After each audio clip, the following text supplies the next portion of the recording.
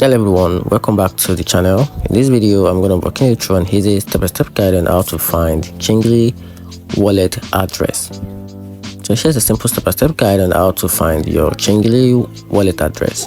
So for you to be able to find it, you have to open the address on the app or go to the website, which is changelly.com, and log into your account.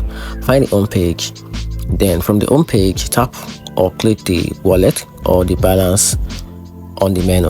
Then select the cryptocurrency you want to receive, for example Bitcoin, Ethereum, USDT. Then tap the deposit or receive next to the crypto. Then your Changelly wallet address or QR code will appear on the screen.